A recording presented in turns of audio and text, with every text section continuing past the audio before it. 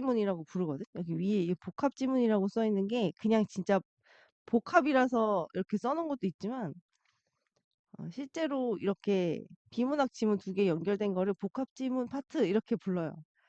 그래서 이제 이거 연습을 하는데 두 개가 연결돼서 나왔을 때 뭘 봐야 되는지를 보는 게 포인트예요. 지문 하나하나의 중심 내용을 보는 것도 있지만 가장 포인트는 뭐다? 이 두 개를 굳이 왜 연결시켜서 지문을 만들었을까? 왜 이 두 개를 하필 연결시켰지? 이 생각을 해보는 거야. 거기에 대해서 한번 살펴본다 생각하고 문제를 풀어보면 될 것 같고 그리고 오늘 얘랑 수필이랑 두 개를 보는데 수필이 뭔가 많잖아요. 그래서 내가 한꺼번에 그거를 하루 오늘 하루에 다 하겠다라고 묶어놨을 때는 그걸 저번 주 끝날 때도 얘기를 했었던 것 같은데 전부 다를 수업 시간에 다루지 않습니다. 어려운 수필이 사실 어렵다고 생각하지 않기 때문에 거기에서 그나마 어려운 고전 수필만 오늘 그 수업 시간에 볼 거예요. 왜냐면 중학교 교과서에는 그뭐 교수님이 쓴 거라든지 그 장경희 교수님이 쓴 거라든지 박완서 교수님이 쓴 거 같은 그런 한글 수필이 나오는데 수능이나 모의고사에는 여러분 수능이라고 하면 모의고사도 포함이에요. 수능 연습하는 게 모의고사니까. 거기에는 고전 수필만 나와. 한글 수필이 나온 적이 거의 없어. 그래서 고전 수필이 어렵거든. 특징적인 구조가 있고 아주 어렵진 않아요. 한글 수필보다 예, 비교적 그런 거라서 그거 위주로 볼 거다. 뭘 봐야 되는지만 짚을 거다. 그래서 빠르게 끝난다. 수필은 양은 적지 않지만 빨리 끝난다라고 얘기하고 안녕하세요. 그래서 이거를 이제 내가 말한 그래서 순서를 먼저 볼게. 말한 위주로 볼 거면 어떻게 보는지 순서를 먼저 보자면 글을 읽어요. 내가 보면은 문단별 주제문을 여기서는 표시를 안 했어. 그냥 중요하다 싶은 부분만 표시를 했고 문단별 주제문은 표시를 안 했어. 딱히. 그리고 이렇게 한번 보여주는 거야. 그 다음에 여기 밑에 보면은 이 문제집 밑에 보면은 다음 페이지로 안 넘어가지? 얘야 넘어가라. 여기서 잘 안 넘어가니까 이 페이지 먼저 볼까요? 어디든 내가 원하는 이렇게 글 보면 글 밑에 이런 게 있거든. 복합 지문 살펴보기라는 이런 플러스 표시되어 있는 게 있어. 각 지문마다 이게 다 달려 있거든. 얘네를 먼저 보고 그 다음에 문제로 갈 거야. 오늘 순서를. 그 순서로 간다라는 거를 생각을 해보고 그리고 여러분 숙제할 때 좀 편하지 않았습니까? 뒤에 그 정리하는 부분 없잖아요. 어휘랑. 그 은근히 시간을 많이 잡아먹거든. 근데 걔네가 없어서 숙제하기 훨씬 편했을 수도 있겠다라고 저 혼자 생각했습니다. 그래서 방금 말한 순서대로 같이 봅시다. 아메리카 북서해안 지역에 거주하는 인디언들, 특히 콰키우틀족의 문화는 자, 네, 어제부터 걱정했어. 이 발음이 잘 안 돼. 주변 부족들의 문화와 매우 달라서 이해하기 어려운 점이 있다. 이들 문화의 가치관은 일반에게 널리 알려진 것과는 매우 다르다 했어. 그럼 여기까지 읽었을 때 무슨 생각이 들어야 되냐면 메인으로 얘기하고자 하는 중심 소재가 이 콰키우들족의 문화이고 이들에 대해서 이해할 수 없는 어떤 문화가 있다라는 게 포인트구나. 그 이해할 수 없는 문화가 뭔지에 대해서 얘기하겠구나라고 생각을 해야 돼요. 그래서 여기서 내가 여기에 대해서 이야기할 거야라는 걸 일단 넌지시 알려줬고 그럼 그 이해할 수 없는 문화가 뭘까? 사실상 여기서부터 여기까지 전부 그 이해할 수 없는 문화에 대한 거거든. 근데 어, 일단 거기에 대해서 어떤 생각을 갖고 있는지 봅시다. 이 카쿠이우들족에는 인근 부족을 초대하면 큰 잔치를 여는 습관이 있다. 관습이 있다. 그럴 수 있지. 요건 이상한 게 없어. 그런데 이 잔치에서는 광적일 정도의 낭비와 무절제한 소비 이런 게 이루어진대. 좀 이상한 게 나오기 시작했어. 이들은 상대가 답례할 수 없을 만큼 고맙습니다라고 이렇게 그 고마운 마음을 표현할 수 없을 만큼 많은 선물을 하거나 상대가 따라할 수 없을 만큼 막대한 재산을 파괴하는 방법. 자, 많은 선물을 하거나는 이상하지만 그럴 수 있다 생각했는데 왜 갑자기 파괴할까요? 뭐 이런 생각이 들어서 이런 생각이 든다는 건 요게 앞에 있는 말에 좀 동의를 하게 되었다는 거지. 읽는 나로 하여금. '진짜 좀 이상하네. 이해하기 어려운 점이 있네.' 이런 생각을 하면서 읽은 거예요. 자신의 부를 과시하여 경쟁자를 누르고 "너는 이렇게 파괴할 정도의 넉넉한 부가 없지?" 뭐 이런 거죠. "사회적인 위신을 얻으려고 한다."라고 했어. 사회적으로 내가 높은 곳에 너보다 더 나은 곳에 위치해 있다 이런 것을 보여주려고 하는 거야. 이러한 관습을 포틀레치라고 한대요. 이런 행동을 하는 거를 포틀레치라고 한대. 지금 여기서 말하는 이 콰키우들족의 문화 중에 이상한 거가 뭐라고? 포틀레치라고. 그럼 요거를 다르게 표현한 말이 이거네요. 포틀레치. 이게 핵심어라고 볼 수가 있겠죠. "예를 들어"라고 했습니다. 예를 들어.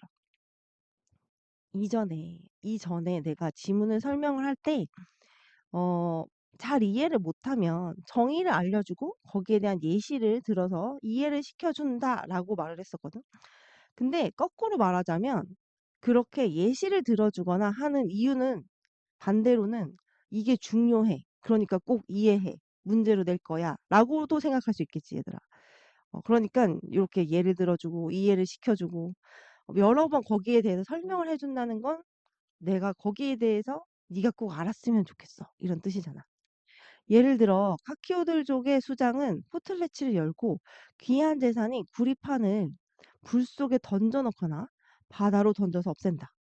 이렇게 아까 전에 말한 거 파괴하는 거야. 자기 재산을 모두 없애는 것과 동시에 막강한 위엄을 얻는다. 경쟁 상대에게 남은 길은 내가랑 나랑 쟤랑 비슷한 부를 이루고 있다. 뭐 이렇게 생각하는 사람이 있어.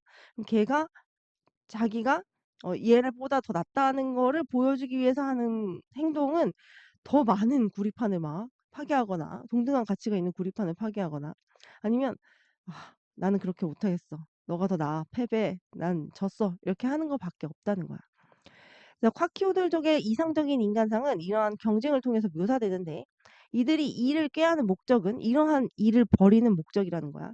이거는 경쟁 상대보다 자기가 우수하다는 것을 나타내는 데 있으며 이는 미덕으로 간주된대. 지금 요거만 읽었을 땐 전혀 이해가 안 돼. 왜 이런 자기 파괴적인 행동을 해야 되는 거지? 그냥 속으로 나 혼자 이렇게 생각한 거야. '난 그냥 더 안 낳고 말래. 저 경쟁 상대한테 안 이기고 말지. 나는 저러지 않겠다.' 혼자 이런 생각을 좀 하면서 음 이런 "과대망상적인 생활 양식을 따르고 있다."라고 했습니다. 여러분 과대망상적인 생활 방식이 뭐예요? 옆에 과대망상 써 있죠. 사실보다 과장하여 터무니없는 헛된 생각을 하는 증상. 이 정신병적인 거예요 이거는. 네. 카키오들족의 대해서 이해를 하려면 어때? "이 이상한 심리적 구조를 이해해야 한다."라고 했어. 그래서 지금 요렇게 묶었어. 그러면 이 지문은 전체적으로 뭐에 대해서 이야기하는 거야? 화키우들족이 포틀레치라는 문화가 있는데 이 글쓴이가 생각하기엔 뭐? '과대망상적이다 이게.' 이렇게 생각하는 거지. 그러니까 이 가지문은 '과대망상적이다.' 이런 입장을 이 포틀레치에 대해서 '과대망상적이다.'라는 입장을 취하고 있어요. 그다음에 나를 볼게요. 그래서 주제문을 딱히 표시를 안 한 거예요. 인디언 아메리카 인디언들 대표적으로 카키오들족은 같은 종족에 대해서 지금 얘기를 하고 있어. 광적일 정도로 유별나게 낭비하고 무절제한 소비를 하는 잔치인 포틀레치를 벌였다. 지금 이게 나로 들어가 있기 때문에 우리는 이 부분을 굉장히 빨리 읽을 수 있어요. 왜? 앞에서 봤으니까. 그지? 막강한 힘을 지닌 수장이 포틀레치를 열면 막대한 양의 재산을 잔치에 뿌려서 경쟁자를 수치스럽게 하고 자기를 따르는 이들로부터 존경을 받고자 했다. 지금 여기 이 나의 첫 번째 지문은 가와 다른 게 없어. 다른 게 없어. 그냥 똑같아. 특별히 다른 게 없지. 이렇게 포틀레치는 분명히 경쟁적인 성격을 띠고 있지만 한편으로는 합니다. 이제 다른 얘기를 시작해요. 한편으로는 다른 쪽으로는 식량과 귀중품을 형편이 더 어려운 부락에 분배해 주는 역할. 부락이라고 하면 이제 다른 동네 이런 데를 말하는 거예요. 다른 마을. 이런 곳에 이거를 분배해 주는 역할을 하기도 했대. 생선, 야생과일, 채소 등의 수확량을 예측할 수 없을 만큼 변동이 잦은 환경에서 불악 간의 교대로 열렸던 이 포틀레치는 이게 막 서로 경쟁적으로 열었나 보죠. 전체적인 콰키오틀족의 입장에서 볼 때는 유익했다. 전체로 봤을 땐 유익한 면이 있대. 지난 여기서부터 여기는 뭐예요? 이 유익한 것이 왜 유익한 건지 예를 들어서 설명하고 있는 거예요.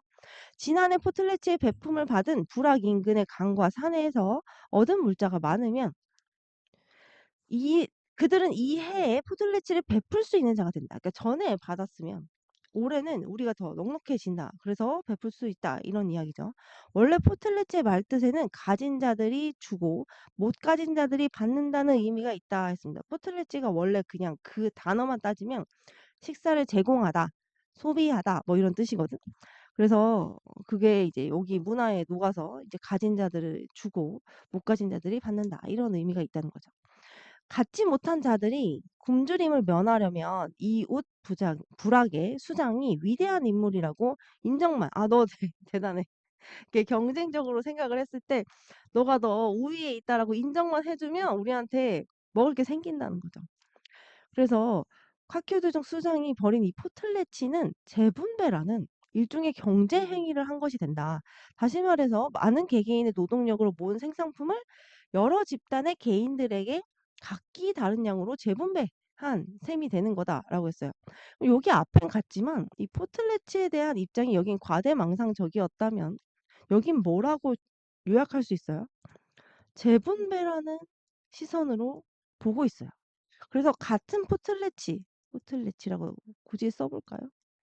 같은 포틀레치에 대해서 우리는 여기서 이야기를 하고 있지만 입장이 다른 글을 보고 있습니다.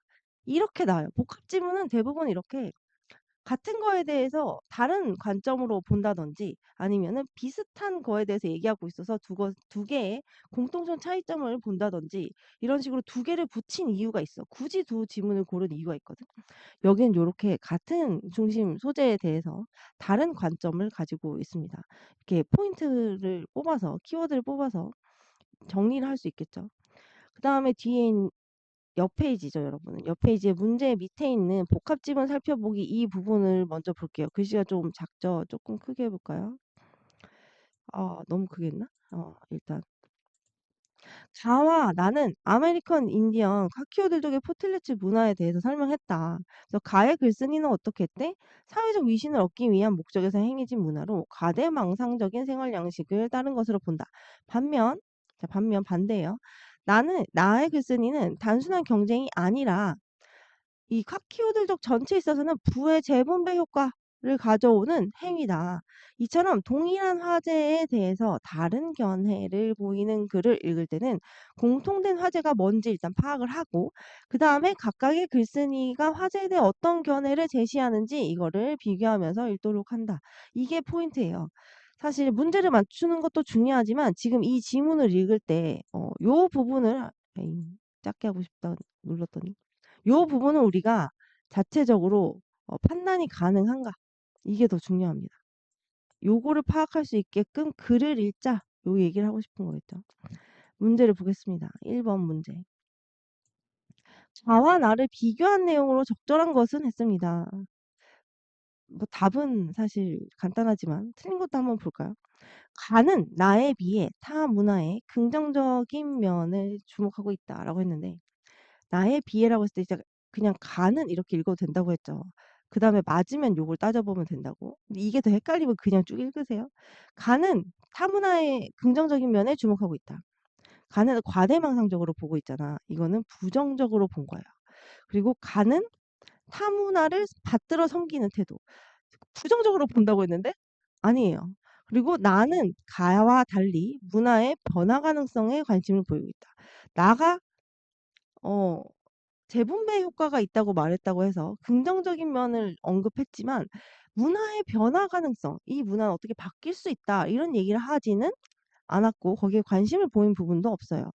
가와 나는 동일한 문화 현상, 포틀레치에 대해서 다른 해석을 내리고 있죠.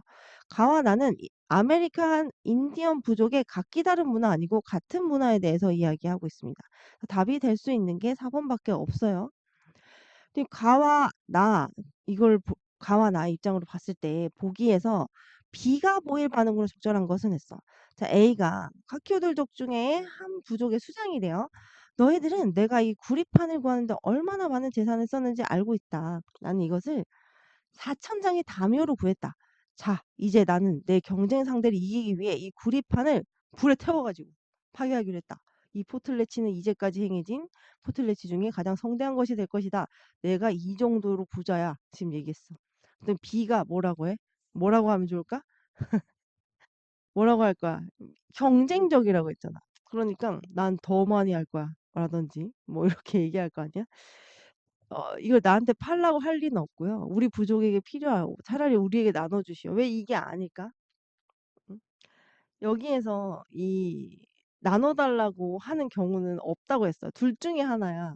너 진짜 짱이야. 라고 인정하거나 아니면은 나는 너를 이길 수 있는 포틀렛을 열겠어. 둘 중에 하나란 말이야. 나 둘 다 통틀어도. 그지? 그래서 이 나눠달라고 말하는 거는 안 돼. 필요해서. 그냥 너 진짜 짱이야. 너 진짜 우리보다 훨씬 부자야. 그러니까 그 우리한테 버려줘. 이렇게 말할 수는 있어도 지금 그렇게는 안 돼. 굶주리는 부족원을 생각하시오. 그 구리판을 팔아 부족원의 배를 불리시오. 이제 이렇게 말할 수 있다는 입장도 없고요. 나는 답례 포틀렛을 열겠다. 너보다 많은 구리판을 파괴하겠다. 이게 여기서 말하는 포틀레치에서의 경쟁적인 행동인 거죠. 그래서 이 바보 같은 짓이라고 안 하겠죠. 우리가 보기에 그럴 수 있는 거지 그들에게 이거는 바보 같은 짓이 아니었습니다. 그래서 요렇게 4번이라고 해줘야 돼요. 이거를 고를 때 잘 안 골라지잖아? 그거는 사실 전혀 이상한 증상은 아니에요. 왜냐면 이 사람들이 하는 행동이 일반적이지 않기 때문에 이거를 들어서 이 보기에서 판단을 하기에 자꾸 내 생각이 들어가거든? 이상한 게 맞는 거 아니야? 이런 생각이 자꾸 든단 말이야. 그런데 이제 철저히 본문의 입장에서 골라야 된다는 거죠. 그다음에 두 번째 질문을 보겠습니다. 어, 인간은 합리적으로 행동하는가라고 했어요. 인간은 여러분 이거 진짜 자주 나오는 내용이거든. 지금 말하는 이 인간은 합리적으로 행동하는가는 왜 이렇게 모양이 이상한 것 같지? 이 화면의 모양이. 음. 이건 자주 나오는 건데요. 조금 더 잘 화면이 깨지는 것 같아요. 되게. 사람들에게 유엔 가입국 중 아프리카 국가가 차지하는 비율이 몇 퍼센트인지 짐작해 보게 한 실험이 있다 했습니다. 지금 처음에 시작할 때 뭘로 시작하고 있어? 실험을 해본 내용으로 시작을 하고 있습니다. 실험 참가자는 먼저 제비뽑기로 0에서 100에 이르는 숫자 중에 하나를 뽑는데 그 다음에 이렇게 뽑힌 숫자를 펼쳐본 다음에 이 유엔 가입국 중에 아프리카 국가가 얼마나 차지하는가 이거를 짐작해서 말하는 거야. 근데 여러분 봐봐. 제비뽑기로 숫자 뽑는 거랑 유엔 가입국 중에 아프리카 국가가 얼만큼을 차지하느냐랑 전혀 상관없는 내용이지 지금. 근데 지금 그 행동에 선후 관계를 줬을 뿐이지 인과적인 관계라든지 뭐 두 개의 연관성은 전혀 없는 행동이에요. 그래서 이런 실험을 일단 했다. 얘는 왜 이런 실험을 했을까? 이거를 생각을 해봅니다. 네. 자, 이렇게 그 결과 이렇게 실험을 했더니 높은 숫자를 뽑은 사람일수록 아프리카 국가의 비율을 더 높게 말해. 앞에 숫자를 내가 큰 거를 봤어. 그러면 비율을 더 크게 말하는 거야. 이거 무슨 마음일까? 응? 어느 숫자를 뽑느냐에 따라 짐작이 달라진다. 이거는 뭐? 사람들이 아프리카 국가의 비율을 짐작하는 과정에서 어떤 방법으로든 잠깐 봤던 그 숫자를 이용한다는 거야. 왜 그럴까? 응? 행태 경제학자의 분석에 따르면 행태 경제학자는 뭐야? 사람들이 행동하는 모습을 분석하는 사람들이에요. 그죠? 행동하는 모습을 분석하는 경제학자들. 사람들은 그렇게 뽑힌 숫자를 짐작하는 과정의 출발점으로 삼는다고 한다. 전혀 연관성이 없음에도 불구하고 내가 뽑은 이 뽑힌 숫자를 짐작하는 과정의 출발점으로 삼는데 아까 내가 앞에서 말했다시피 여기서 이렇게 예를 들기 시작하면 이제 이 사람은 이 현상에 대해서 나는 메인으로 두고 이야기하겠다라는 증거라고 했죠. 숫자 10을 뽑은 사람은 아프리카 국가의 비율이 10%일 것이라는 짐작에서 출발한다는 거야. 이 전혀 상관없는 건데도. 여기서 출발해 실제 비율이 그보다 클지 아니면 작을지 이렇게 생각하게 된다. 따라서 10%에서 출발한 사람이 짐작한 아프리카 국가의 비율은 65%에서 출발한 사람이 짐작한 비율보다 낮을 수밖에 없다라고 합니다. 이와 같은 실험 결과는 우리는 뭐라고 한다고? 단내림 효과라고 한대. 말이 되게 이거 이해하면 쉽지 않습니까? 배가 어느 지점에 배가 이렇게 물에 떠 있어요. 그런 다음에 여기서 이렇게 닷을 내렸어. 닷을 내려놓으면 무거운 닷을 내려놨어. 그럼 얘가 이 닷이 내려진 거를 무게중심으로 해서 요 주변으로만 움직일 거란 말이죠. 요 주변으로 뱅뱅 도는 거잖아요. 그래서 사람들이 어떤 짐작할 때도 이처럼 어디에 처음 닷을 내리느냐 이게 중요하다는 거야. 어디에서 이렇게 중심을 두고 시작하느냐, 기준은 어디다 두느냐, 이 기준을 여기서 닷에다가 비유해서 만든 용어라고 할 수가 있죠. 이 닷내림 효과의 영향을 받아서 이루어진 판단은 여기서 이게 중요한데 전통적 경제 이론에서 말하는 합리적 판단과는 거리가 멀다라고 했습니다. 전통적인 경제 이론에서 말하는 합리적 판단은 효율적인 인간이에요. 합리적 인간. 최소 비용을 들여서 최대 결과치를 내는 이런 거를 말해요. 아무 의미도 없는 숫자가 판단에 영향을 미치는 것을 어떻게 합리적이라고 말할 수 있냐는 거야. 아까 말했다시피 아무 상관이 없는 거잖아. 그냥 무작위로 뽑은 거잖아. 문제는 단내림 효과가 아주 드물게 나타나는 게 아니라는 거야. 많이 나타난다는 뜻이죠. 그러니까 예를 들어서 이런 거야. 뭐 아프리카의 뭐 비율 이러면은 뭐 지식이 필요한 거니까 뭐 그거에 대해서 알고 모르고의 차이가 날 수 있다고 생각하잖아. 근데 그게 아니라 정말 그냥 오늘 A라는 애를 처음 만났어. 근데 우리 한번 이 A의 수학 점수를 맞춰보자. 라고 생각을 했어. 그런데 0에서 100에 해당되는 숫자를 아무거나 뽑아. 여러분이 뽑았어. 뽑았는데 50이 나왔어. 그러면 나도 모르게 이 50을 기점으로 제 수학 점수를 생각하게 된다는 거야. 근데 솔직히 저 사람 입장에서는 황당한 일이죠. 내 수학 점수랑 이 제비뽑기랑 무슨 상관이 있어? 이런 걸 뭐라고 한다고? 단내림 효과라고 한다고. 그러면 요거와 관련돼서 어떤 점이 연관이 있는 나지문을 복합 지문으로 묶어놨을까? 한번 생각을 해봅시다. 자, 지금 이제까지 지문 읽었을 때랑 좀 다른 관점으로 이 전체 지문을 보고 있어요. 어떻게?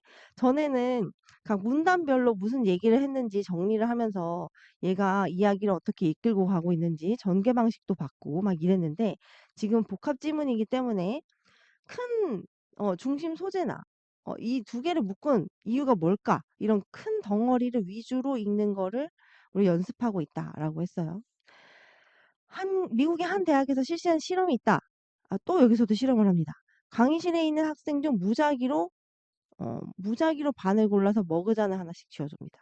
그러니까 누군지 모르게 랜덤하게 절반만 머그잔을 들고 있어. 실험 내용은 머그잔을 받은 학생과 받지 못한 학생 모두 이 머그잔의 가치를 생각을 해봐. 그래서 이들 사이에 거래가 이루어지는지 이거를 관찰한다. 그런데 실험 결과 이상한 현상이 발견되었다. 머그잔을 갖고 있는 사람이 최소한으로 받아야겠다고 말하는 금액이 머그잔을 갖고 있지 않은 사람이 최대한으로 내겠다는 금액보다 더 크다라는 거예요. 어차피 공짜로 생긴 거잖아요. 그런데 이 머그잔의 가치를 더 크게 생각하는 거야. 지금 이 머그잔 갖고 있는 사람이. 그래서 이 이유에 대해서 지금 따져보고 싶은 거지. 왜 이런 현상이 나타났을까? 여러분, 왜 이런 현상이 나타났을까? 문답을 통해서 이야기하고 있는데 가장 그럴듯한 해석은 어떤 물건을 갖고 있는 사람이 그것을 포기하는 걸 꺼리기 때문. 이게 이런 현상이 나타난 이유라는 거예요. 그래서 상대적으로 더 높은 금액을 받아야만 난 넘겨주겠다. 근데 이런 현상이 나타나는 이유가 경제학자들이 뭐라고 이름 붙였어? 부존 효과라고 이름을 붙였습니다. 부존이란 무슨 뜻이야? 소유하고 있다. 부존이란 소유하고 있다라는 것을 뜻하고 소유하고 있는 것만으로도 나는 이것을 포기하는 것을 꺼린다는 거예요. 여러분 그런 말이 있거든. 그 갑자기 중학교나 이런 데 들어가서 처음으로 1등을 하잖아요. 내가 1등 할 줄 몰랐어. 근데 1등 하잖아? 그럼 사람 심리가 계속 1등 하고 싶어. 지금까지 내가 공부 잘하는지 몰랐는데 1등을 했음에도 불구하고 갑자기 1등 한 순간부터 '어 나 1 등이네. 계속 1 등했는데.' 이런 생각이 들거든. 이것도 부전 효과야. 근데 이게 내가 그냥 하는 말이 아니라 실제로 굉장히 자주 일어나는 일이에요. 어 그래서 첫 시험을 잘 보는 게 좀 중요한데, 물론 첫 시험을 잘 못 봤다고 해서 그냥 올리면 되죠. 뭐 그거 뭐 계속 포기할 거야? 그러면 안 되잖아. 근데 갑자기 이게 왜 생각났냐면, 이 실제로 부전 효과의 예시이기도 하고, 그 선생님 집 저기 건너편에 중동고라고 되게 전국적으로 유명한 자사고가 있거든요. 근데 그 중동고 전교 1 등으로 수시로 서울대 의대를 간 애가 있어. 그러니까 수시로 거기서 전교 1 등해서 갔다 그러면 내신이 어마어마한 거지. 계속 전교 1등 한 거잖아, 학교 시험에서. 근데 그 친구가 인터뷰할 때 뭐라 그랬냐면, 자기가 전교 1등 할 줄 몰랐대. 1 학년 때 들어갔을 때. 근데 전교 1 등을 한 거야. 그래서 너무 놀라 가지고 그다음부터 이거 내가 이걸 계속 유지해야겠다는 생각을 해서 엄청 공부를 한 거지. 생각보다 그런 경우가 되게 많아요. 그 유퀴즈에 나온 거였나? 그 쌍둥이인데 둘 다 의사예요. 여자분인데. 근데 그들도 중학교 때 들어갔는데 갑자기 자기가 전교 1 등을 한 거야. 그래서 '어 뭐지? 나 공부 잘하나?' 이러면서 공부를 막 했대. 약간 그런 게 있어, 사람들은. 그래서 부전 효과는 손실 기피적인 태도와 밀접한 관련이 있다는 거야. 내가 이미 이걸 가졌을 때 좋은 걸 느껴 버렸잖아. 그래서 이걸 잃어버리는 게 싫은 거예요. 음. 즉 자신이 갖고 있는 머그잔을 잃어버리는 거 싫기 때문에 '높은 가격을 줘야만 팔겠다.' 이런 태도가 나온다는 거야. 합리성이라는 관점에서 볼 때 어떤 물건의 소유 여부가 그것의 가치 평가에 영향을 미친다는 건 이해하기 힘들다는 거야. 그러니까 예를 들어서 이 펜이 1,000원짜리야. 이 마우스펜이 1,000원짜리라고 치잖아. 그러면 이걸 내가 갖고 있는 거를 나는 1,000원보다 더 많이 주고 팔고 싶지 1,000원에 팔고 싶지 않아지는 그런 마음이라는 거죠. 이게 가치 평가에 이게 영향이 들어간다는 건 말이 안 된다는 거지. 그래서 그냥 1,000원짜리면 1,000원 해야지라고 생각하는 거지. 소유 여부와 관계없이 동일한 물건에 대해서는 평가가 똑같아야 된다는 거야. 값이 똑같아야 돼. 그렇기 때문에 부존 효과의 존재는 합리성을 전제로 하는 전통적 경제 이론과 뭐라고? 전통적 경제 이론의 여러 가지 문제를 일으킨다 했습니다. 여기서 요 부분을 읽었을 때 눈치를 채야 돼요. 가와 나를 묶은 것은 무엇이다? 공통점이 전통적인 경제 이론에 반하는, 그것과 다른, 그러니까 반대라기보다 반대라고도 볼 수 있지만 그거와 동의하지 않는 행동을 하는 행태 경제학자들의 어떤 연구나 이론 이런 것을 말하는 거죠. 부존 효과와 닷 내림 효과, 이 두 가지에 대한 건데, 이거 둘 다 뭐라고? 전통적인 경제 이론에 부합하지 않는다라는 공통점이 있다 했습니다. 방금 이걸 정리를 했어. 자, 1번 문제. 이 1번 문제도 그렇고 요 앞에 지문의 1번 문제도 그렇고 이 두 지문을 붙여 놓은 이유가 뭔지 파악해야 풀 수 있는 문제예요.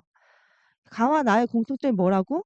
인간이 그렇게 이 전통적인 경제학적 입장처럼 합리적으로 판단하고 행동하는 게 아니라고. 이거를 골라줄 수 있어야 됩니다. 나머지는 나오지 않은 이야기이기도 하지만 이 두 글을 묶은 이유가 될 수 없죠.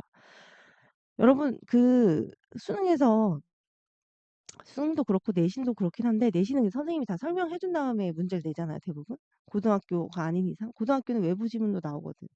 근데 수능에서는 그 뭐지 현대 시 이런 걸 두세 개 묶어서 문제가 나올 때 시에서도 첫 번째 문제가 이 문제예요.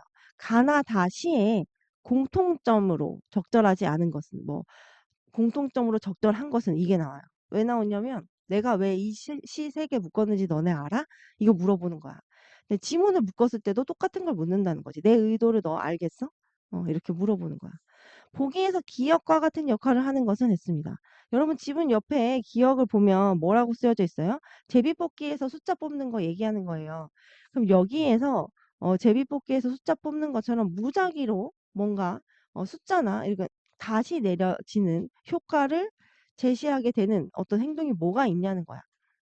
자, 그다음에 여기서 첫 번째 단계에서 그 사회보장번호의 마지막 두 자리 숫자와 똑같은 가격의 그 상품을 살 의사가 있는지 물었다. 이렇게 이야기했습니다. 그다음 단계에서 최대한으로 지급할 의사가 있는 금액이 얼마인지 물었다. 실험 결과 사회보장번호의 마지막 두 자리 숫자가 큰 사람일수록 최대한으로 지급하겠다는 금액이 커졌다라는 거야. 그러면 여기서 다시 내려지는 효과가 있는 숫자는 뭐예요? 이거죠. 사회보장 번호의 마지막 두 자리 숫자. 그래서 이 4번을 골라줘야 이 뭐에 무슨 효과를 했다고? 단내림 효과의 다세 효과를 가지고 온 행동이라. 그다음에 3번으로 가볼게요. 이게 문제가 지문의 내용에 비해서 제대로 지문을 파악했다면 어렵지 않다고 저는 생각을 하고 있습니다. 가나에서 알 수 있는 전통적 경제 이론의 관점이 뭐라고? 아까 전에 읽으면서 이 두 지문이 이것 때문에 묶어져 있다라는 거를 파악 못했으면 이거를 딱 정리하기는 힘들었을 수 있어. 하지만 우리는 정리를 하고 왔기 때문에 언제나 합리적으로 판단하고 그에 따라 행동한다라고 전통적 경제학적 입장에서는 사람을 요렇게 생각하고 기본적으로 인간이란 원래 합리적 판단을 하는 사람이다. 이렇게 설정하거든. 여기 이 합리적 판단하는 사람이다라고 설정하는 거랑 경제학에서 완전 경쟁 시장이라는 게 있거든. 그 두 가지는 고3 때까지 계속 나오는 기본 그 경제 개념이에요. 중고등학교 내내 나옵니다. 중학교 때도 배울 거예요, 아마. 사회 시간에 배울 확률이 높아요. 사회 시간에 배워놓고 언제 나온다? 국어 시간에 나온다. 그 나를 바탕으로 보기를 이해한 내용으로 적절한 것을 냈어. 나의 입장은 뭐였어? 부존 효과였지, 부존 효과.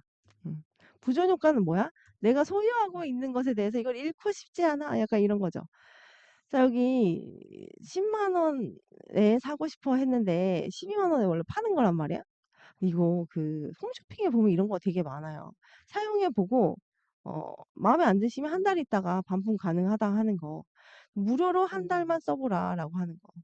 그런데 결국에는 12만 원을 내고 사게 됐다는 거야, 이 사람이. 근데 나는 한 번도 그런 걸 사본 적이 없거든. 한 달 있다 반품해도 된다고 하는 걸. 그래서 이걸 왜 하는지 몰랐는데 이 지문을 보니까 아, 부존 효과 때문이군. 그래서 그냥 사는 사람이 많군. 이런 생각이 들었어요. 자, 2번이죠. 이미 갖고 있는 이 기계를 돌려주고 12만 원을 그냥 안 쓰는 걸 선택하기에는 이 기계를 한 달 동안 이미 내가 갖고 있었기 때문에 잃고 싶지 않은 거예요. 그죠? 그래서 부존 효과가 발생했다. 이걸 골라주면 됩니다.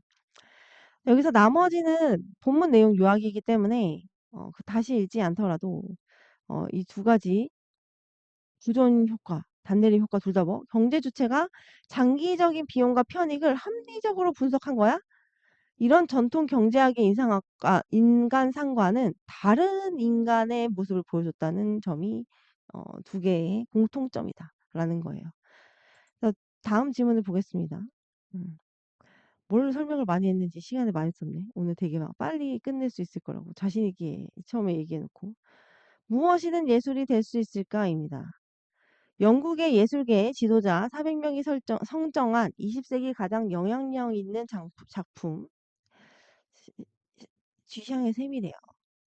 왜 이걸 선택했을까? 이 작품은 남성용 소변기를 뒤집은 다음 이름을 탁 그리고 이름이랑 그 뭐냐 날짜 딱 썼어요. 쥐샹은 이미 만들어진 변기에 서명을 하고 거꾸로 세워서 전시장에 옮겨서 변기가 예술 작품이 되도록 했다.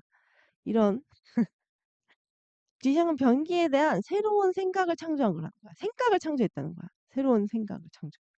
이걸 눈여겨봐야 된다라고 했습니다. 발상은 굉장히 창의적이죠. 손피스트의 시간 풍경이라는 거는 대도시 한가운데에 만든 작은 숲이라는 거야.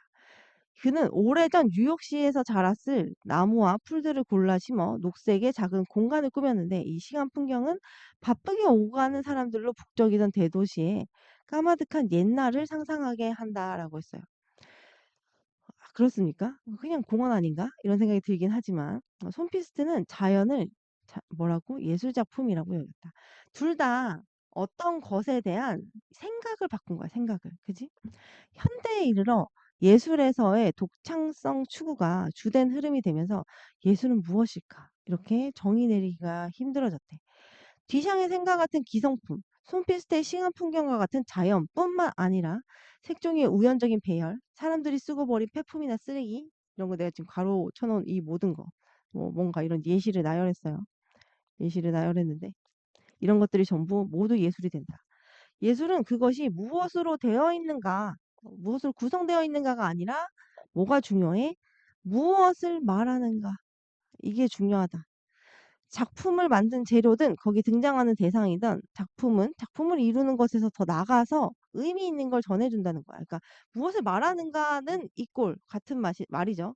무엇이 의미 있다고 말하고 있는가, 무엇이 의미 있다고 하는가, 이 작품이 같은 말이잖아요. 예술은 창조적 상상력을 발휘하여 경계를 넘나들며 새로운 가능성을 탐색하는 것이다. 따라서 보기에 이상한 것, 기이하고 낯선 것이라도 그것이 지닌 독창성과 혁신성, 이로 인해 떠올리게 되는 철학적 의미, 이런 걸 생각할 때 이것을 예술이 아니라고 말할 수는 없다. 아니라고 말할 수는 없다. 부정해, 부정. 무슨 말이야? 이건 예술이다. 라는 말이죠. 네, 이상해 보여도 그건 예술이다. 첫 번째 문단의 내용입니다. 첫 번째 문단은 뭐예요? 다양한 경계를 넘나들면서 새로운 의미를 발견할 수 있으면 예술이다. 뭐 이런 얘기고. 미국의 공공미술가 리처드 세라의 기울어진 호라는 작품이 있대요. 이거는 뉴욕 맨하튼 정부청사 광장에 설치되어 있는데 36m에 이르는 강철판으로 제작되어 있대. 녹슨 고철로 된 벽으로 사람들이 생각을 했어요.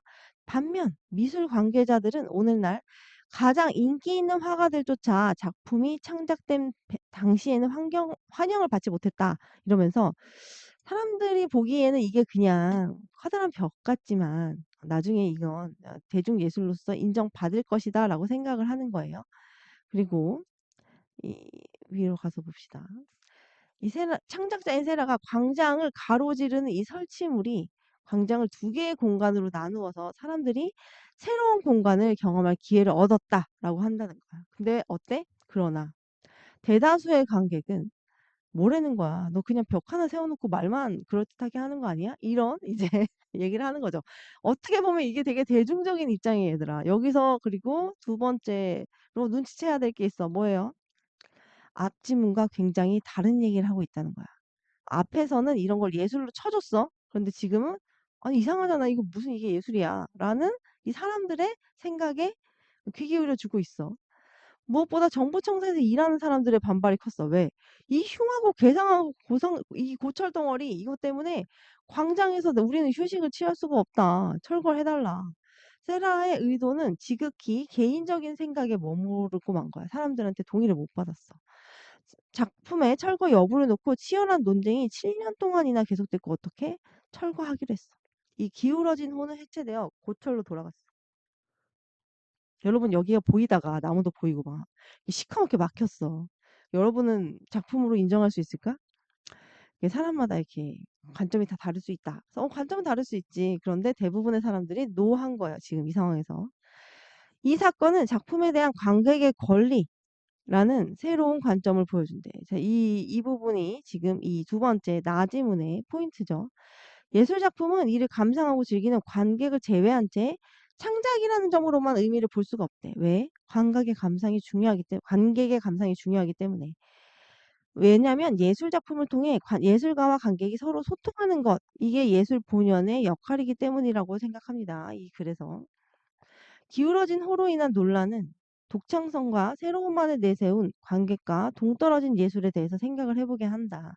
관객의 참여 없이 극단적으로 흘러가는 오늘날 예술계를 좀 반성하게 한다. 뭐 이런 얘기를 했어요. 뭐 어려운 내용은 아니지만 이 가와 나지문의 다른 점이 무엇인지 포인트를 잡을 수 있어야 돼요. 적절하지 않은 것은 했어. 셈은 그대로 쓰여져 있어서 이렇게 선명한 작품 맞죠? 시간 풍경은 손피스트가 대도시의 까마득한 옛 풍경을 상상하며 그린 거예요? 아니에요. 그죠? 이건 그냥 자연이잖아요. 자연. 뉴욕시에서 자랐을 나무와 풀들을 골라 심은 거예요. 그죠? 그냥 정원을 꾸민 거 아닙니까? 라고 나는 생각을 하지만 그걸 그렇게 한 다음에 그 시간 풍경이라고 이름 붙이고 작품이라고 했어요. 근데 그런 정원을 사람들이 철거라고는 잘 안 할 것 같아. 그지? 그 두 번째 한 거는 좀 흉물스러웠나 보지. 가와 나의 관점을 비교한 거. 자, 이게 이 지문의 핵심이라고 할 수 있죠. 핵심 문제예요. 가와 나 갈래복합이래. 복합 지문에. 가와 나는 모두 예술과 철학이 밀접한 관련이 있다고 본다라고 쓰여져 있는데 나도 그랬으니까 자, 가는 일단 맞아요. 근데 나는 맞아요. 나는 아니에요. 나는 관객과 그걸 보는 관객 어쨌든 이 예술 작품을 감상하는 사람, 이 사람과 소통이 돼야 된다. 그 사람의 의견을 무시할 수 없다라는 이야기지 철학과의 관련을 이야기하지 않았습니다. 그래서 5 번이 틀렸어요. 나는 아니기 때문에. 모두라고 말할 수가 없어요. 모두가 아니야. 그다음에 가를 뒷받침할 수 있는 사례로 적절하지 않은 것은 했습니다. 가는 이제까지 보던 예술에 대한 관점과 다른 새로운 관점을 제시하는 것에 대해서 예술적인 의미가 있다라고 말하는 거였거든. 근데 1번 선지의 내용은 이제까지 대부분의 화가들이 추구하는 어떤 근본적인 미적인 것의 완성을 추구한 거잖아. 이상적인 아름다움. 그래서 이거는 기존과 다른 새로운 시선을 말한 것이 아니잖아요. 다른 것도 보면은 가만히 앉아 있게 하는 걸 어 음악으로 제시했다라고 했고, 해가 지는 모습을 감상하는 거, 이거를 예술로 승화했다고 했고, 그러니까 이전과 다른 것들을 예술의 대상으로 본 거잖아, 전부. 근데 1번은 아니야. 이전과 동일한 것을 예술이라고 봤습니다. 자, 그다음에 여기서 이 두 가지 가와 나는 예술은 무엇인가에 대해서 서로 다른 상반된 견해라고 했습니다. 상반된 견해를 보여주고 있다라고 했어요. 상에만 동그라미 치려는 게 아닌데 상반된이라고. 그다음에 이 두 가지의 내용은 읽었기 때문에 이 상반된 견해를 지닌 글을 읽을 때 어때? 입장이 어떤 차이가 있는지를 파악하고 이것을 각자의 입장을 어떤 근거를 가지고 이야기하는지 이거를 이야기하면 된다고 생각했어요. 이야기하고 있고 생각을 하고 읽으면 됩니다, 여러분. 마지막 지문을 보겠습니다. 이 비문학에. 이 지문이 앞에 거보다 조금 어렵지 않았을까? 이렇게 또 아까 그 어, 글자 띄우는 거 그게 뜰까 봐 조심해서 눌러봤는데 왜 이렇게 되는 걸까? 주석 달기 이건 뭘까? 갑자기 왜 이런 칸이 떴는지 모르겠어. 먼 거리에서 조종하는 로봇을 자 원격으로 조정하는 거니까 멀리에서 조정하는 거잖아. 멀 원자예요. 여기 한자가. 그래서 멀린 거리에서 조종하는 로봇을 원격 로봇이라고 한다. 그래서 원격 로봇의 뜻을 알려줬어. 이것도 정의죠. 원격 로봇 시스템은 기본적으로 센서, 표시 장치, 제어 장치, 원격 도구, 통신 수단 이 5가지로 구성되어 있다. 여러분 구성되어 있는 내부를 만약에 들여다본다면 분석한다 이렇게 말할 수 있죠. 이 센서와 원격 도구는 각각 원격 로봇의 눈과 손발에 해당하며 표시 장치와 제어 장치는 사람이 멀리서 로봇을 조작할 때 사용한다. 그래서 여기 부분을 어떻게 활용하는지 이야기하면서 이 가의 첫 번째 지문을 마무리합니다. 그다음에 얘를 어떻게 작동하는지 설명을 해. 자, 원격 로봇이 센서로 작업 상황과 주변 환경에 관한 정보를 수집을 해. 그래서 멀리 떨어진 조종실로 요 정보를 보냅니다. 그러면 어때? 그대로 그 정보가 화면 표시 장치에 재현이 된다. 조종실에서 상황에 따라 원격 로봇이 취할 행동을 결정하고 제어 장치로 지시를 전달하면 로봇은 원격 도구를 사용하여 이를 행동에 옮긴다 했습니다. 따라서 센서와 표시 장치 그리고 제어 장치와 원격 도구 사이에서 정보를 전해주는 통신 수단의 역할 이게 중요하다 했습니다. 원격 로봇의 성공과 실패는 인간과 로봇 사이에 교환되는 이 정보에 달려있다. 왜냐하면 이라고 인과를 통해 설명을 하는데 사람은 작업 환경에 대해 생생하게 느낄수록 그만큼 정확하게 할 수 있으니까 이 교환되는 정보가 얼마나 구체적이고 사실적이냐가 중요하다는 얘기겠지. 로봇을 제어할 수 있고 조작하는 사람의 판단이나 지시를 정확하게 전달받을수록 완벽하게 작업을 수행할 수 있기 때문에 이게 중요하다. 따라서 센서가 수집한 영상이나 음향에 관한 정보는 물론 이 정보는 물론 원격 로봇이 물체를 다룰 때 느끼는 다양한 감각까지 이런 정보에다 다양한 감각까지 이 표시 장치에 재현할 수 있어야 된다라는 거야. 로봇의 손에 입히는 인공 피부를 개발하는 것도 이 때문이다. 왜? 우리가 피부로 느꼈을 때 어떻다라는 것을 이 로봇이 대신 느껴서 알려줬으면 좋겠는 거지. 그래서 그럼 더 생생하잖아요. 원격 로봇은 이 원자력 발전소, 우주 공간 깊은 바닷속 이런 데서 왜 할까요? 사람의 몸 안 등 요것도 포함이죠. 우리가 직접 가서는 하기엔 좀 위험하거나 몸 안은 불가능하거나 이럴 때 이 원격 로봇이 가서 사람 대신 일을 처리한다는 거야. 그래서 심부름꾼 노릇을 훌륭히 지금 수행해내고 있다. 로봇 수술 이런 거 많이 하죠, 요새. 신기해하더라고. 그다음에 나제문을 볼게요. 자, 가제문은 원격 로봇이 무엇이고 어떤 역할을 수행하는지 거기서 중요한 게 뭐다? 생생하게 정보가 전달되는 것이다. 요렇게 요약해 볼 수 있어요. 간단하게 요약했어요. 여러분 요약이 뭐라고 했어? 간단하게 하는 거야? 아니야. 제일 중요한 것만 남긴 거라고 했어. 그치? 나제문을 봅시다. 요약해서 읽을게요, 얘도. 마이크로 미터에 불과한 기계 장치를 만들어서 만드는 로봇이 뭐예요? 엄청 작은 로봇이야, 그지? 얘가 마이크로 로봇입니다. 맨눈으로 볼 수 없을 만큼 작은 기계 장치를 만드는 기술을 마이크로 기술이라고 하는데 이러한 기술을 만든 로봇을 마이크로 로봇이야. 엄청 작은 로봇이란 뜻이죠. 현미경 아래로 펼쳐지는 작은 세계에서 사람 대신 임무를 수행한대. 어디에서 주로 써? 아까 내가 말한 뭐 로봇 수술 이런 거 있다고 했잖아. 그때 쓰는 게 마이크로 로봇이래.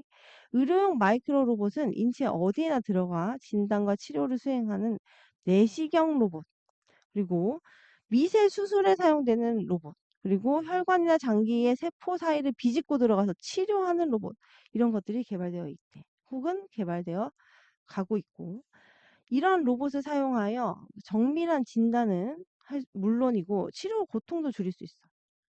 그리고 약물을 상처 처리에 정확하게 주입할 수도 있다 했습니다. 그래서 이걸 사용했을 때의 장점에 대해서 이야기를 했습니다. 마이크로 로봇의 활용이 기대되는 또 다른 분야로 뭐가 있어? 환경 분야가 있어. 자, 환경 감시 마이크로 로봇은 대기 중 혹은 수중에서 오염된 정도를 검사합니다. 가령하면 이제 예를 드는 거지. 대기 중이나 수중에 어떤 일이 벌어졌을까? 대기 중이나 수중에 마이크로 로봇이 투입되면 로봇이 대기나 물속을 돌아다니며 환경 및 생태계의 상황을 탐사하고 기록할 수 있다. 또한 뭐 재해 현장이나 방사능 이런 북극물로 오염되어 있는데 우리가 들어갈 수가 없으니까 거기에 얘가 들어가서 어떻게 인간을 대신해서 정보를 얻거나 피해 상황을 확인할 수도 있다. 이런 마이크로 로봇은 의료와 환경뿐 아니라 다양한 분야에서 광범위하게 활용될 수 있다라고 하면서 이제 다른 분야에 대해서도 이야기를 했습니다. 그래서 앞으로의 전망에 대해서 이야기하면서 마무리 짓고 있죠. 강하나의 공통점은 뭐예요? 어떤 로봇에 대해서 이야기하면서 얘가 어떻게 활용되고 있고 앞으로도 어떻게 활용될 것이다. 이런 이야기들을 했습니다. 개발된 배경 안 나왔고 단점은 안 나와 있어요. 장점은 나와 있지만 중심 화제를 제작하는 데 필요한 소재 이야기 안 했습니다. 내부 구성은 오히려 말한 적 있지만 가에서는 나는 또 그것도 말 안 했죠.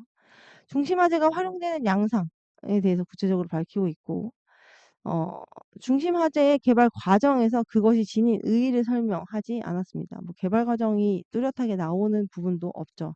그래서 4번을 해주시면 되고요.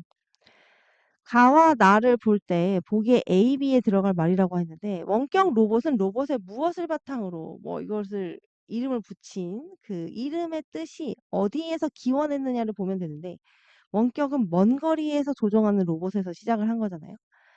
먼 거리에서 조정한다라는 건 용도나 크기가 아니라 제어 방식이죠. 마이크로는 엄청 작다는 거니까 크기죠. 그래서 답이 될 수 있는 게 5번밖에 없습니다.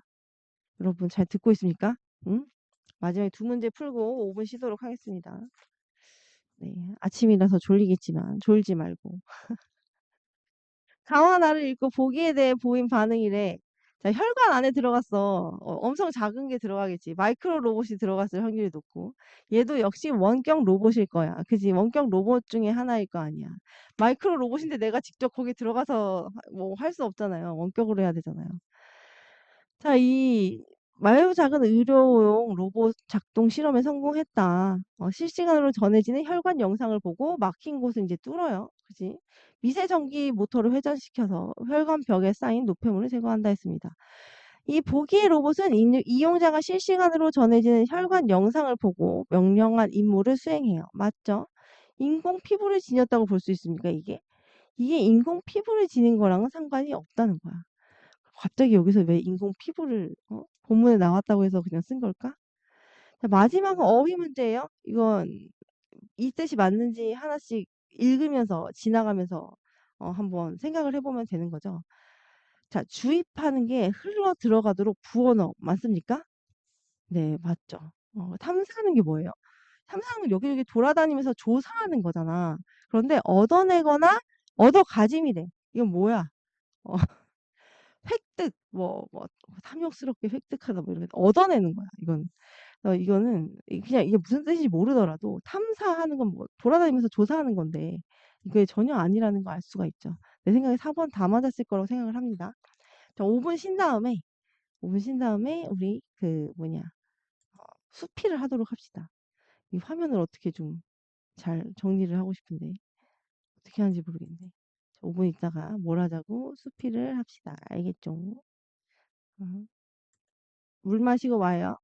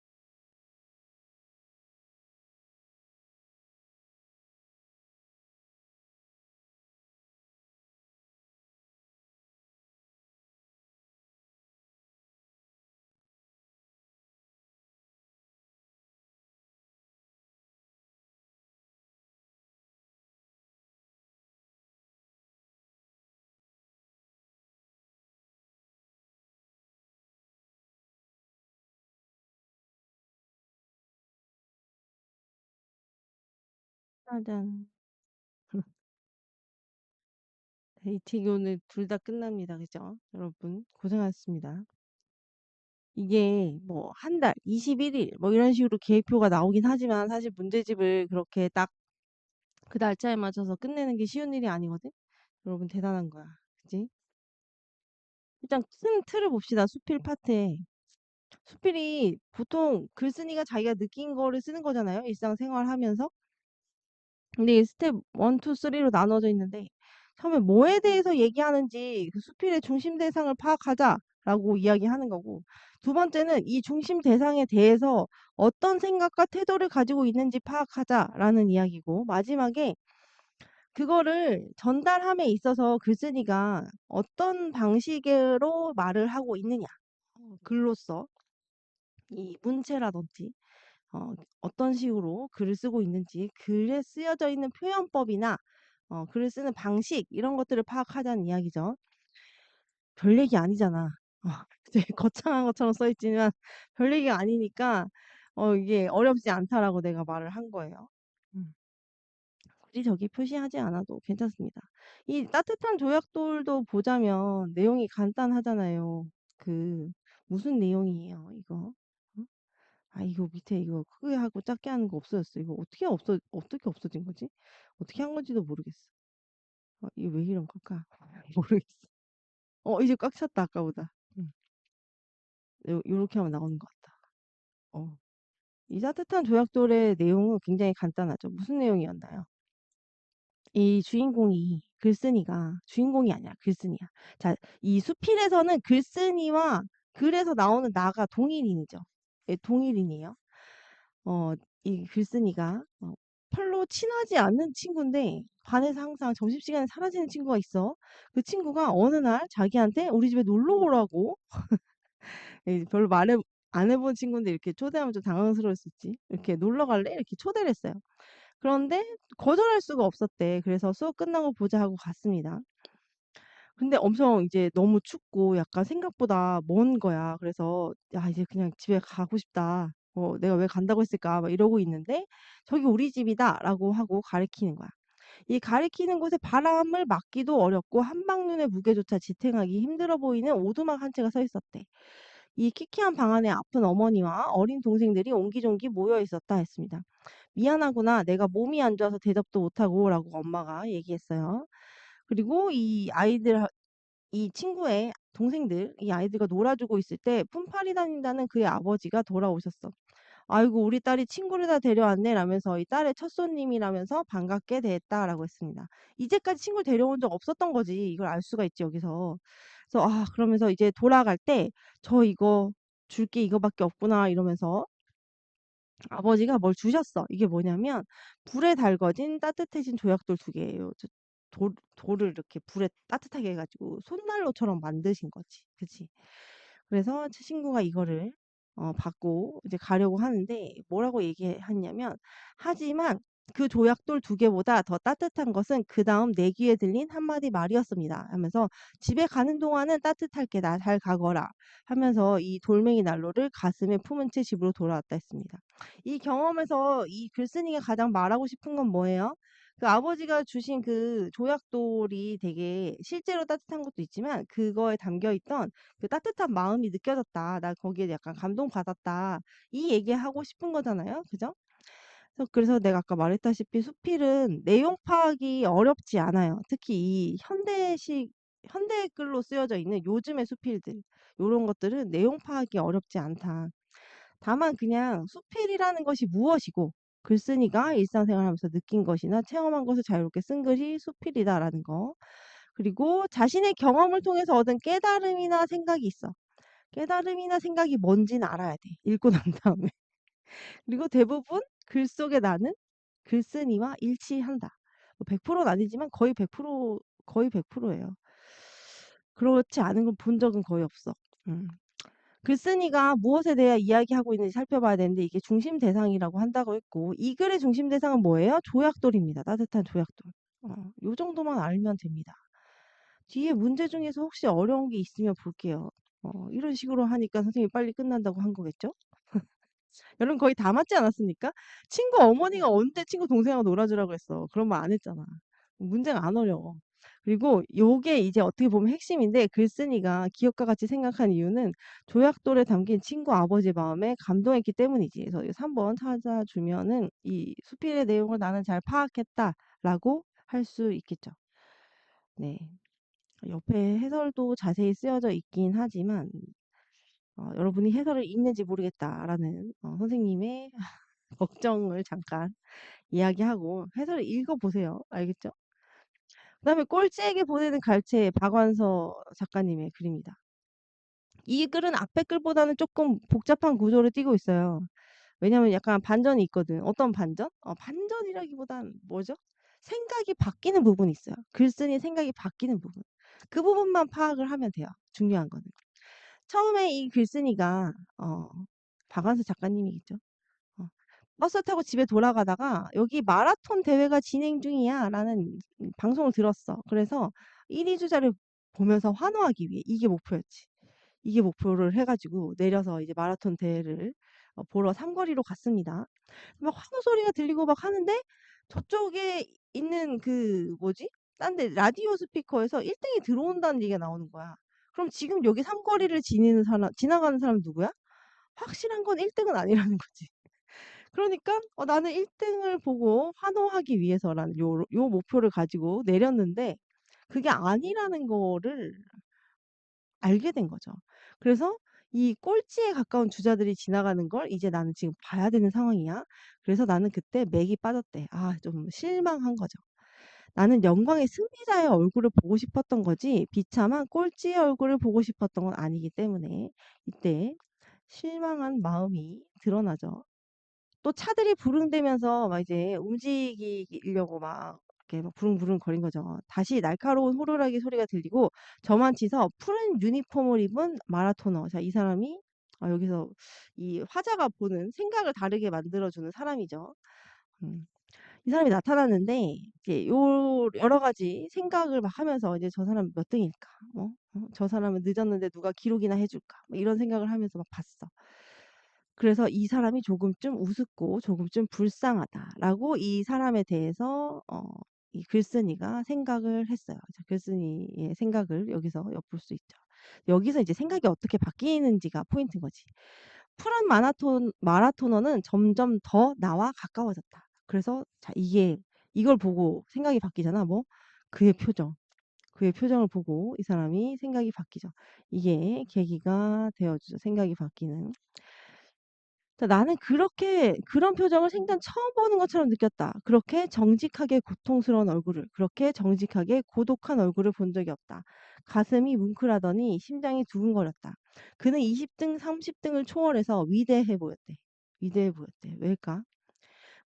지금 모든 환호와 영광은 우승자에게 있고 그는 환호 없이 달릴 수 있기에 위대해 보였다. 이게 이 사람의 깨달은 점이에요. 깨달은 점.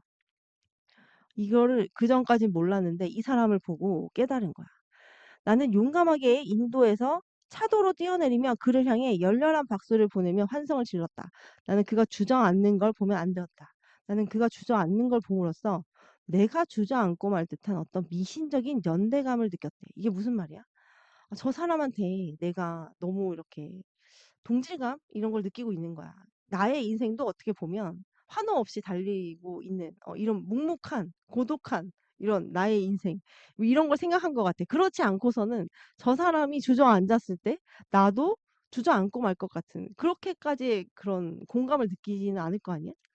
그 전까지만 해도 나는 마라톤이란 매력 없는 우직한 스포츠라고밖에 생각을 안 했는데 이 장면을 보고 난 뒤 이 사람은 어떻게 됐어? 이 경험을 하고 난 뒤에 좀 더 좋아하게 될 것 같다. 그것은 조금도 속임수가 용납 안 되는 정직한 운동이기 때문에 또 끝까지 달려서 꼴이 난 꼴찌 주자라도 좋아하게 될 것 같아. 처음에는 그렇지 않았죠, 이 사람이.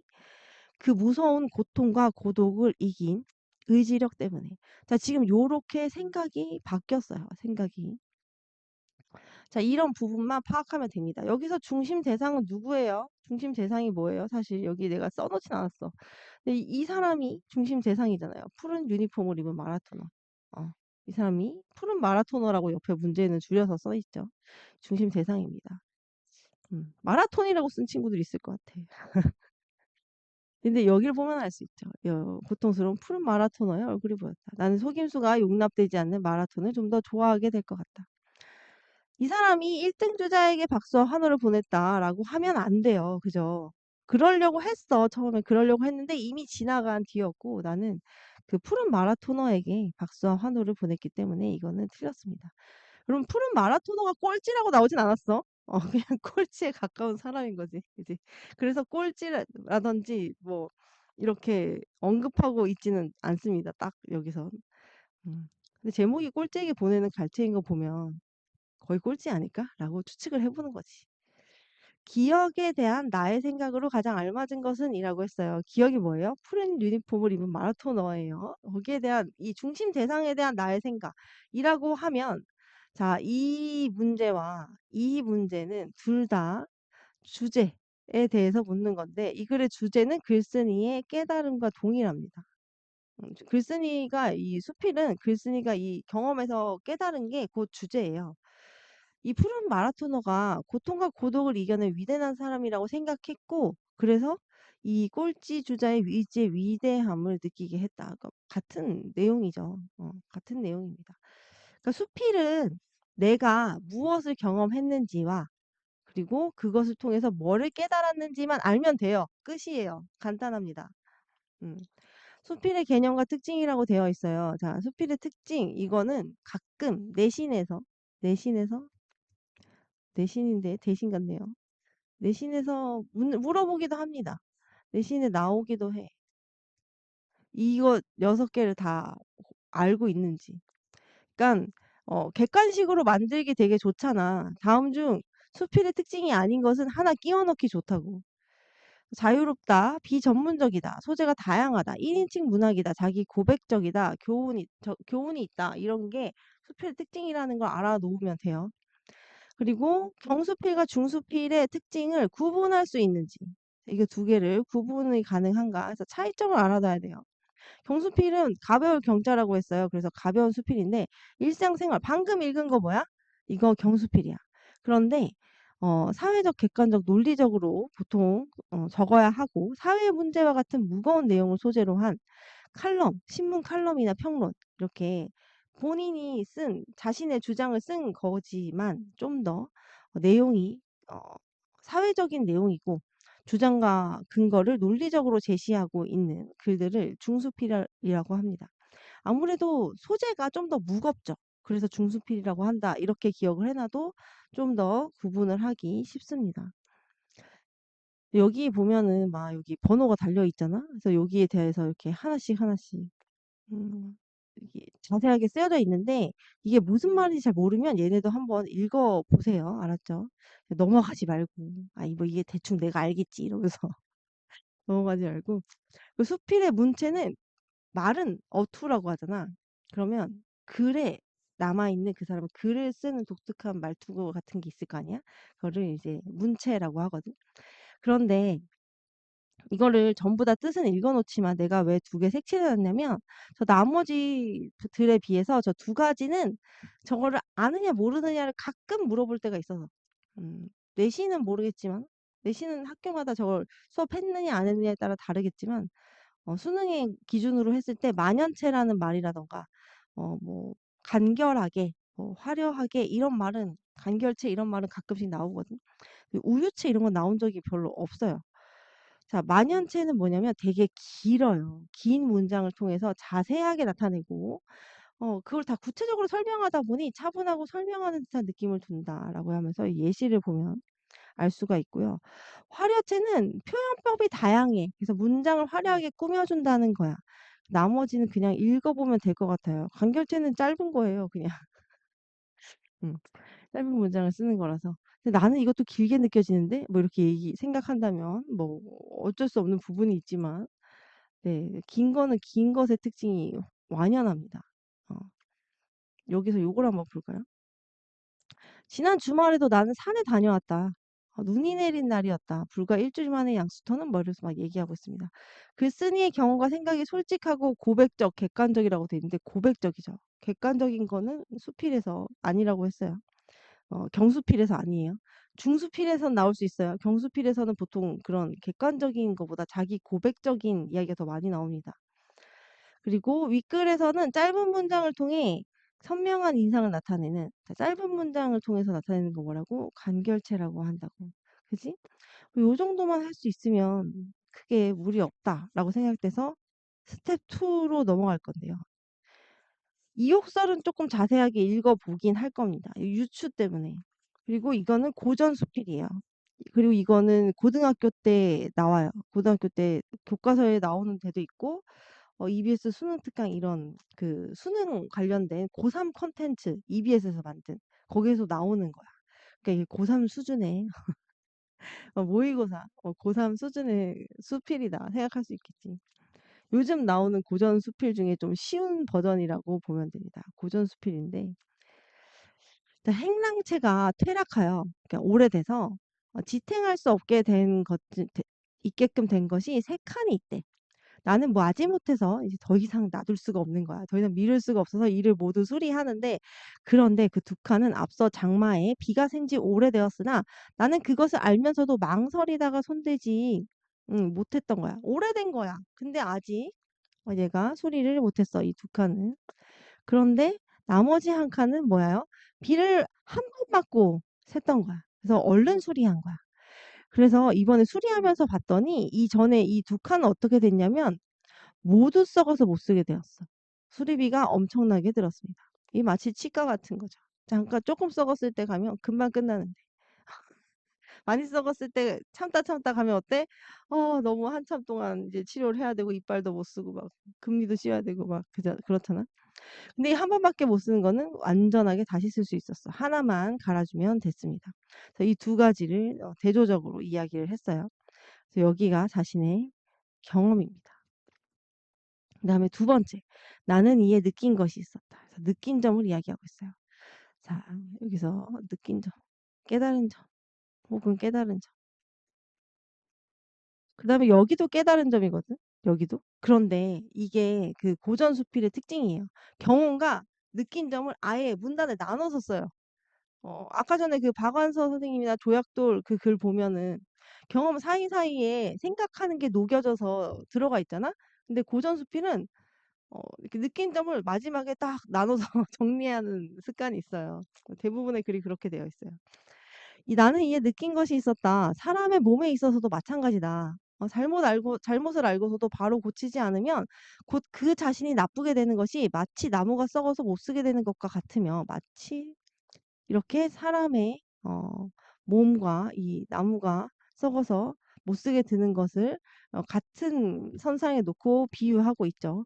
잘못을 알고 고치기 꺼리지 않으면 해를 받고 다시 착한 사람이 될 수 있으니, 이게 얼른 고친 거 있죠. 저 집의 제목처럼 말끔하게 다시 쓸 수 있다라고, 요것도 비슷하다라고 묻고 있어요.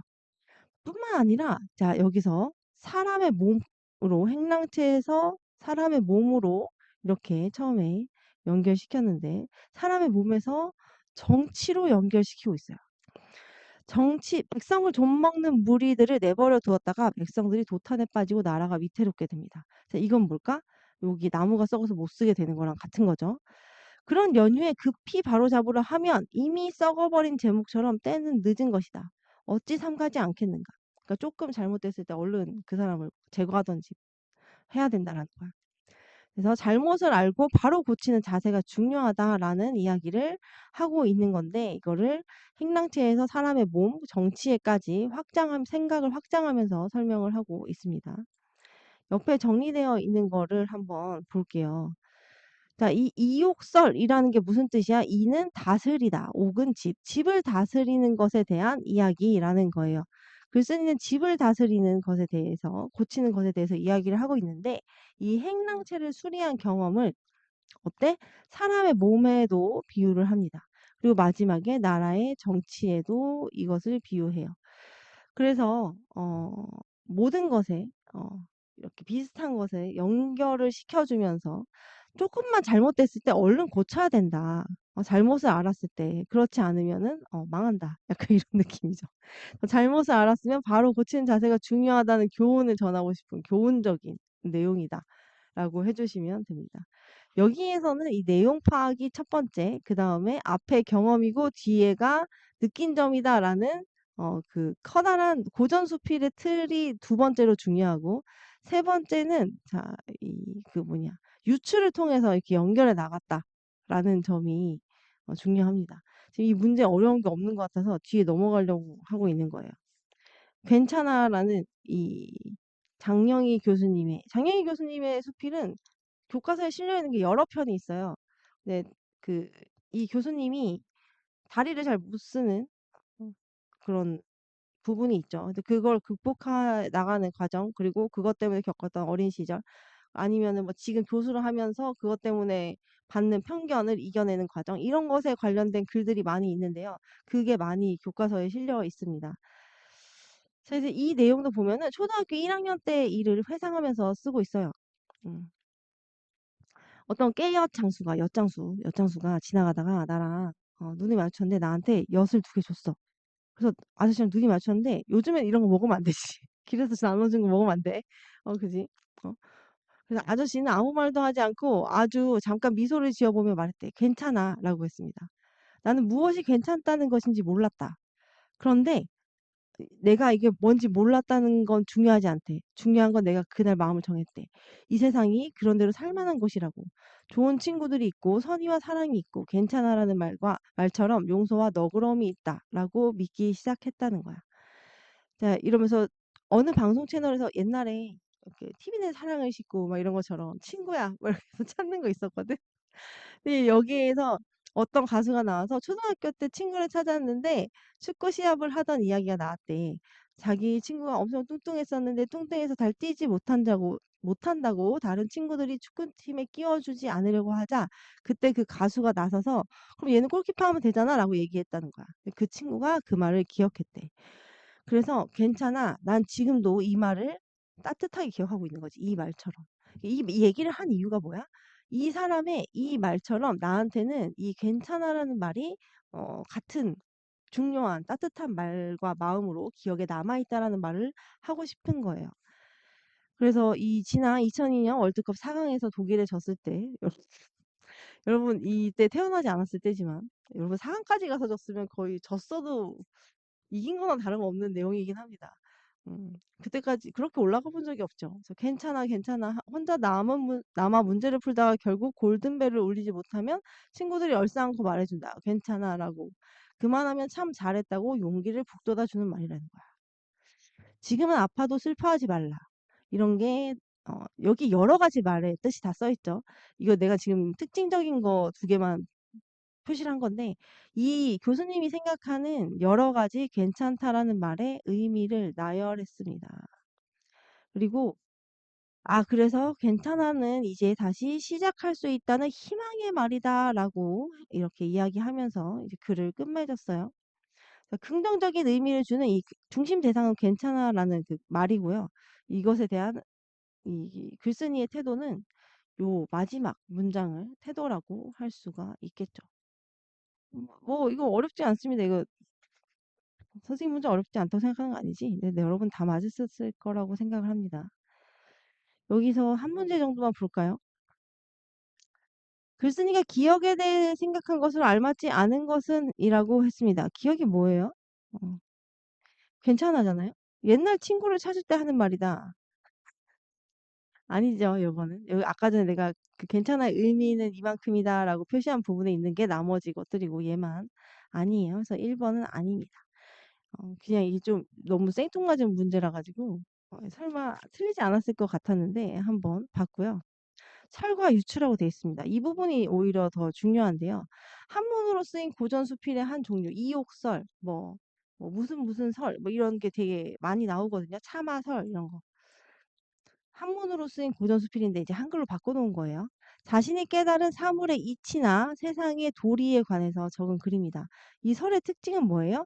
일상적인 체험을 통해서 얻은 깨달음을 밝히는데 우의적 표현을 통해 글쓴이가 자신의 생각을 다른 사물에 빗대어 간접적으로 드러내는 경우가 많다라고 했습니다. 우의적이라는 게 뭐예요, 여기? 다른 사물에 빗대어서 비유적인 뜻을 나타내거나 풍자하는 것이라고 되어 있어요. 저의 설의 구성 방식은 크게 2 단으로 되어 있어요. 앞에 경험이 있고 뒤에 깨달음이 있고, 이거를 요렇게 완전히 나눠서 내가 대부분 쓴다라고 했잖아요. 요 정도만 기억하면 됩니다. 이거를 설명해 놓은 거예요. 그다음에 유추라는 건 비슷한 거. 어떤 게 비슷한 성질이 있다고 생각하는 거야. 비슷한 거. 성질이 비슷한 것을 통해 대상을 미루어서 추측한다는 거야. A랑 B랑 비슷해. 근데 A가 이랬으니까 B도 이럴 거야. 라는 거야. 그래서 야윈 말을 빌렸을 땐 조심하고, 잘 달리는 말을 빌렸을 때는 얘 잘 달리니까 조심하지 않는단 말이야. 빌렸을 때랑 소유했을 때는 비슷하다라고 이 사람은 생각을 해.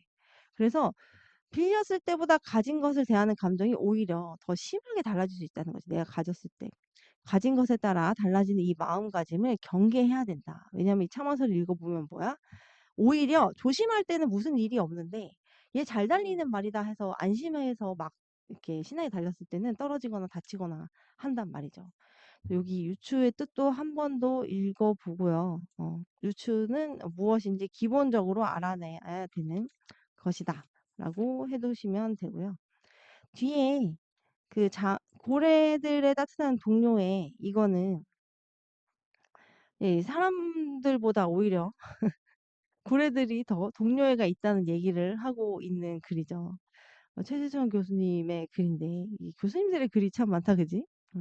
이 고래처럼 우리도 이렇게 소외당하는 사람들을 어 챙겨갈 수 있는 그런 사회가 됐으면 좋겠다, 이런 내용입니다.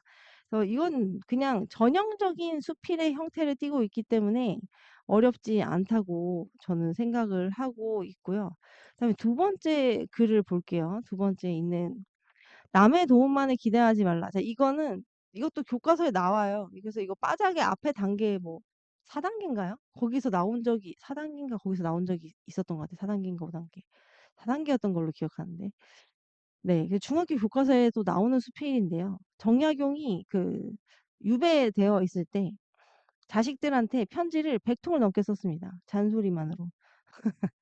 근데 우리는 그거를 잔소리라고 하지 않고 교훈적이다라고 하고 책으로 엮어서 나온 것들이 있다고 했어요. 방학 때 심심하면 읽어보세요. 인생에 도움이 되는 내용이 많습니다.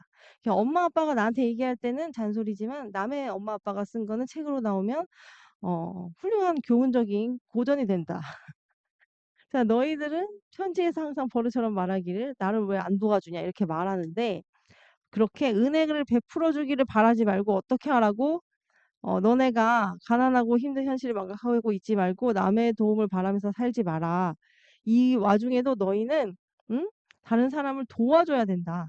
그래서 어떻게 도울지에 대해서 이야기하고 있습니다. 여기 어떻게 도울지에 대해서 이야기를 하고 있어. 그렇게 바라기만 하면 너네는 하늘을 원망하거나 사람을 미워하는 그런 잘못된 마음을 품게 된다는 거야. 그래서 남이 어려울 때는 자기는 은혜를 베풀지 않으면서 남이 먼저 은혜를 베풀어 지기를 바라는 것은 잘못이다. 계속 혼내고 있지. 요런 내용이다. 네, 별 어려운 내용은 없습니다. 그래서 너희들에게 이 정약용이 도움만 바라는 너희들을 비판하면서 너네가 더 베풀어야 한다, 이런 이야기를 학교 교과서에 나왔어요. 아, 그렇군요. 네, 반가웠겠네요. 마지막에 여러 가지 수필 쓰여져 있는 부분 보고 마치겠습니다. 여러분, 방금 본 정약용이 내가 뭐라고 했어? 유배 가가지고 자식들한테 편지 보낸 거라고 했지. 편지글이잖아. 편지글은 누가 읽을지가 정해져 있다는, 독자가 딱 정해져 있다는 특징이 있어. 그래서 그 사람한테 하고 싶은 말을 쓰는 거지.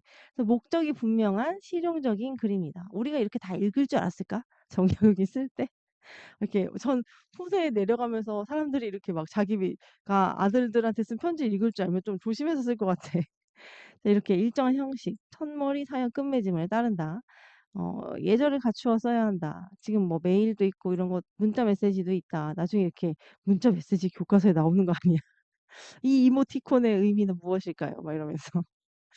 자, 기행문은 여행을 다니면서 쓴 글이죠. 여행하는 동안 보고 듣고 느끼고 겪은 걸 쓰는 건데, 기행문은 시간의 흐름이나 공간의 이동에 따라서 적는 경우가 많아요.